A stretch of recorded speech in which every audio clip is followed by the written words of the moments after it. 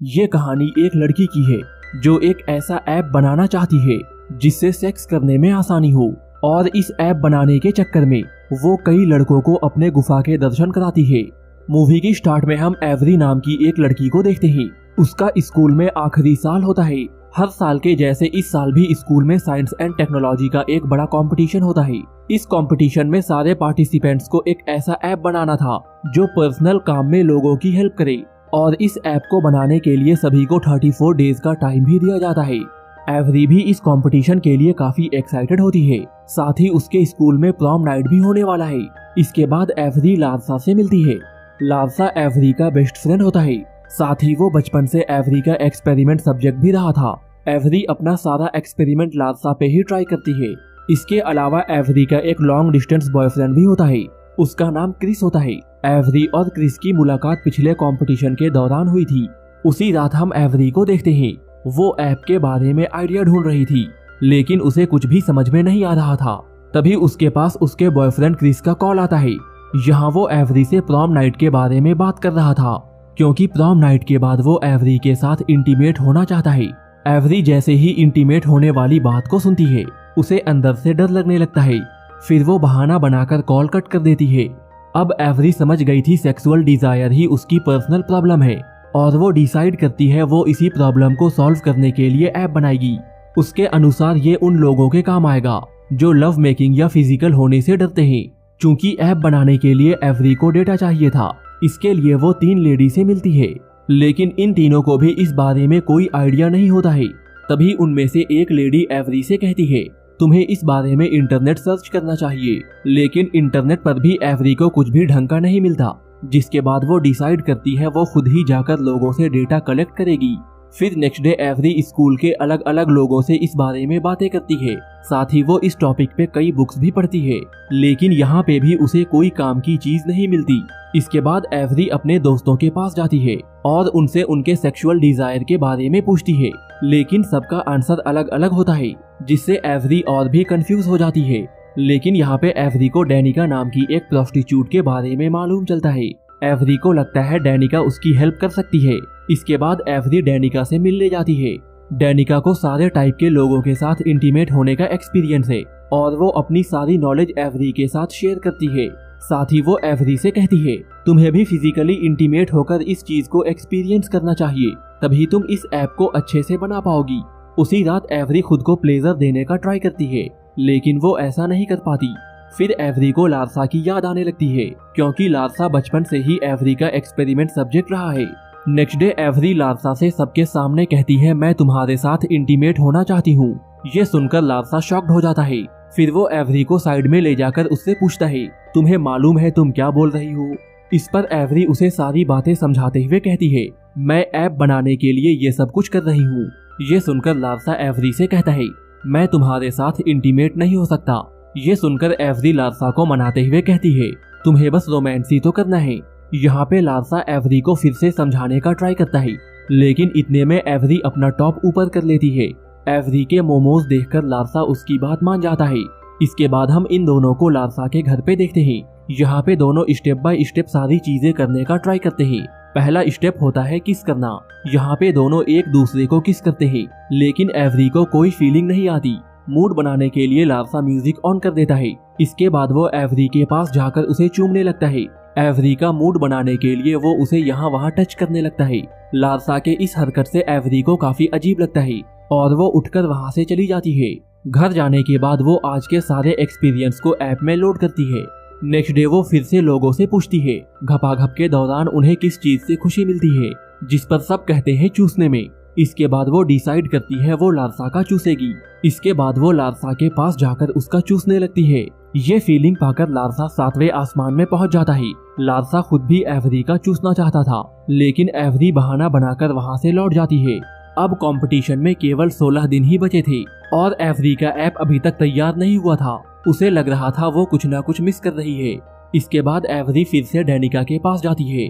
Danica उससे कहती है, तुम्हें खुद को प्लेजर देना सीखना चाहिए, वो भी किसी टॉय के साथ। घर आकर वो खुद को प्लेजर देने का ट्राई करती है, लेकिन बार बार उसे क्रिस की याद आ रही थी, इसलिए ये काम वो ठीक से नहीं कर पाती है, और उल्टा वो खुद को चोट लगा लेती है। तभी लारसा उसे कॉल करता है और एवरी उससे सारी बातें शेयर करती है। इस पर लारसा उससे फोन सेक्स करने को कहता है। एवरी भी लारसा के इस बात को मान जाती है। लारसा का ये आइडिया काफी हद तक काम भी करता है। अब कंपटीशन में केवल 1 वीक बाकी था। नेक्स्ट डे एवरी अपने क्लासमेट से इस बारे में बातें करती है। इस पर सारे लोग एवरी को अपना अपना ओपिनियन बता देते हैं। फिर क्लास में जब उनकी टीचर पढ़ा रही थी तभी एवरी को एक आइडिया आता है और वो खुशी के मारे उछल पड़ती है। अब एवरी को अपने ऐप के बारे में कंप्लीट डेटा मिल गया था और उसे बस उन डेटा को फिट करके लारसा के साथ रोमांस करना था। फिर वो लारसा के पास जाकर उसके साथ इंटीमेट होना शुरू हो जाती है। इसके बाद एवरी अपना ऐप बना लेती है। ऐप कंप्लीट होने के बाद एवरी काफी खुश होती है और वो अपने ऐप का नाम सेक्स अपील रखती है। फिर वो लारसा से पूछती है, तुम पहली बार इंटीमेट कब हुए थे? इस पर लारसा कहता है, मैं तब तक किसी के साथ इंटीमेट नहीं हो सकता जब तक मेरे मन में फीलिंग ना हो, और मैंने पहली बार तुम्हारे साथ ही किया है। ये कहकर वो एवरी को चूमने लगता है, लेकिन एवरी उसे रोकते हुए कहती है, मेरे दिल में तुम्हारे लिए कोई भी फीलिंग नहीं है। मैं तो बस तुम्हारे साथ एक्सपेरिमेंट कर रही थी ताकि मैं अपना ऐप बना पाऊँ। उसी रात लारसा एवरी को साथ में साइंस म्यूजियम चलने के लिए कहता है, लेकिन एवरी उसे मना कर देती है क्योंकि अगले दिन एवरी का कंपटीशन होता है। ये सुनकर लारसा को अच्छा नहीं लगता है और वो उदास होकर वहाँ से लौट जाता है। लारसा को ये समझ आ जाता है एवरी ने उसका फायदा उठाया है और वो अब भी उसे मात्र एक एक्सपेरिमेंटल सब्जेक्ट मानती है। नेक्स्ट डे एवरी कंपटीशन में जाती है। वहाँ क्रिस भी आया हुआ था और उसने फाइनेंस से रिलेटेड एक ऐप बनाया था। फिर रात में एवरी अपने ऐप का इस्तेमाल करके क्रिस के साथ इंटीमेट होती है, लेकिन यहाँ पे एवरी का मूड खराब हो जाता है क्योंकि क्रिस उसे सेटिस्फाई नहीं कर पाता। एवरी समझ जाती है सारे काम ऐप से नहीं किए जा सकते। फिर नेक्स्ट डे एवरी अपने ऐप का प्रेजेंटेशन देती है, लेकिन किसी को भी उसके ऐप में इंटरेस्ट नहीं होता और क्रिस ये कंपटीशन जीत जाता है। इसके बाद एवरी लारसा के पास जाती है और उसे अपने साथ घपाघप करने के लिए कहती है। यहाँ पे लारसा एवरी को मना कर देता है क्योंकि एवरी को उसकी फीलिंग्स की रेस्पेक्ट ही नहीं थी। यहाँ पे लारसा एवरी से कहता है, पहले मेरे दिल में तुम्हारे लिए फीलिंग्स थी, लेकिन तुमने केवल मेरा इस्तेमाल किया और इसलिए अब मेरे अंदर कोई भी फीलिंग्स नहीं बची। वो कहता है, अब मैं किसी ऐसी लड़की के साथ रिलेशन में आऊंगा जो मेरी फीलिंग्स को समझे, ना कि मेरा इस्तेमाल करे। ये कहते हुए वो एवरी को वहाँ से जाने के लिए कहता है। यहाँ एवरी को भी रियलाइज होता है उसने लारसा के साथ गलत किया है। घर आने के बाद एवरी लारसा को मिस करती है क्योंकि उसने अपना बेस्ट फ्रेंड खो दिया। तभी उसकी माँ रूम में आती है। अपनी माँ को देखकर एवरी कहती है, मैंने उसे खो दिया। ये सुनकर उसकी माँ कहती है, और कंपटीशन? एवरी कहती है, उसे भी। फिर उसकी माँ पूछती है, वर्जिनिटी? तो एवरी कहती है, वो भी। यहाँ पे उसकी माँ उसे समझाते हुए कहती है, अगर तुम्हें लग रहा है तुमने किसी स्पेशल को खो दिया तो इसका मतलब ये है तुम उससे प्यार करती हो और तुम्हें अपनी फीलिंग्स उसे बता देनी चाहिए। नेक्स्ट डे एवरी लारसा के म्यूजिक क्लास में जाती है और वहाँ वो उससे कहती है, तुम सही थे, प्यार और इंटीमेसी एक दूसरे से कनेक्टेड है। ये सुनकर लारसा वहाँ से जाने लगता है। ये देखकर एवरी भी उसके पीछे भागते हुए कहती है, मैं जानती हूँ मैंने तुम्हें हर्ट किया है, लेकिन अब मुझे मेरी गलती का एहसास हो गया है। इस पर लारसा कहता है, मुझे मेरी जैसी लविंग और केयरिंग गर्लफ्रेंड चाहिए, ना कि तुम्हारे जैसी इस्तेमाल करने वाली। तभी एवरी लारसा से प्रॉम नाइट पे चलने के लिए कहती है। लारसा हमेशा से एवरी के साथ प्रॉम नाइट पे जाना चाहता था, लेकिन यहाँ पे वो एवरी को मना कर देता है। लारसा कहता है, प्रॉम पे तो तुम क्रिस के साथ जाने वाली थी, लेकिन इस पर एवरी हंसते हुए उसे आई लव यू बोल देती है। यहाँ पे लारसा को एवरी की बातों का कोई फर्क नहीं पड़ता और वो उसे छोड़कर वहाँ से लौट जाता है। ये देखकर एवरी वहीं बैठकर रोने लगती है। तभी एक लेडी एवरी के पास आकर कहती है, अगर तुम सच में उससे प्यार करती हो तो तुम्हें वो करना चाहिए जिससे वो खुश हो। ये सुनकर एवरी एक लड़की के पास जाती है। ये वही लड़की थी जिसे लारसा पसंद करता है और वो इसके साथ प्रॉम पे जाना चाहता है।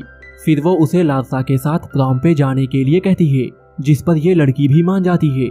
फिर हम प्रॉम नाइट का सीन देखते हैं। यहाँ एवरी अकेली खड़ी होकर लारसा को देख रही थी।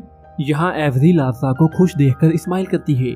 फिर लारसा भी एवरी को देखकर स्माइल करता है और यही ये मूवी खत्म हो जाती है।